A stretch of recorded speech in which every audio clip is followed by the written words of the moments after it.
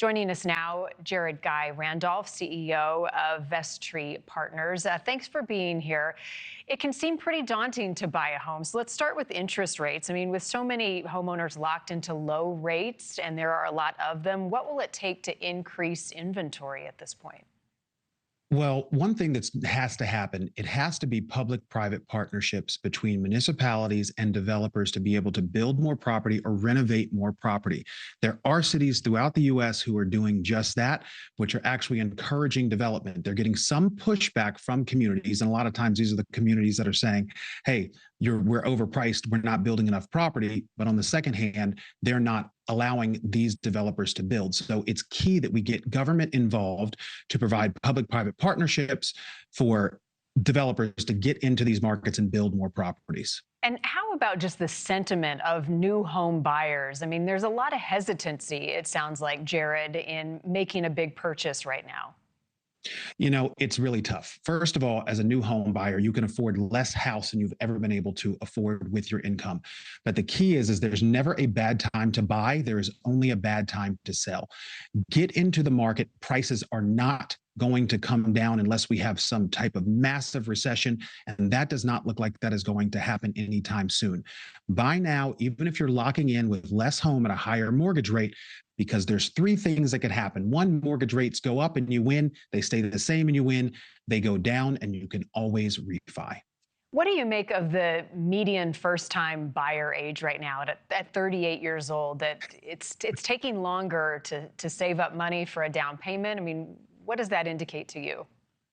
Well, first and foremost, there's not so much couch surfing going on anymore, and grandma does CrossFit too. So what's happening, and this is coming from somebody who is an elder millennial, as they would call us at 41 years old. A lot of people who are, I'm going to live footloose and fancy free, and I'm never getting married. They hit 35, they go, oh my God, my parents are right. I want to move back home. I want to settle down and have a house. So the millennials are entering the market at a much later age, but you also have that combined with the baby boomers who are so much healthier. They're aging in place. They're not selling their homes. They're not all just exiting and moving to a warmer climate so they can retire. So with all of that happening, you have to start to look for unique opportunities in the market to buy a house that you can actually afford. What are the trends you're seeing, Jarrod, on rural versus city living? I mean, during the pandemic, it felt like a lot of people were moving out of the cities for more space. How did that impact housing? For lack of a better way of explaining it, a lot of the people who are living in the larger metropolitan areas have relocated into these secondary and tertiary cities where they're seeing a lot of opportunity for cheaper housing. There's good culture. We're working on a project in Birmingham, Alabama right now with an incredible political leadership that is helping us to get over the finish line, a 500-home redevelopment project within existing communities where we're able to develop economically, and we're also able to create rental housing and for sale housing that's economical for the people in those markets. So it's key as a buyer to start to look outside what you might normally look for and look at the other secondary, tertiary cities where you might still be able to get the lifestyle you're looking for, but also cheaper housing.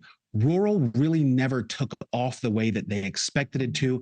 You had people who came in and came out because of COVID and remote work, but people actually want to be in the center of where things are happening. Thank you for watching. Go to newsnationnow.com to find NewsNation on your television provider. And don't forget to click the red subscribe button below to get more of NewsNation's fact-driven, unbiased coverage.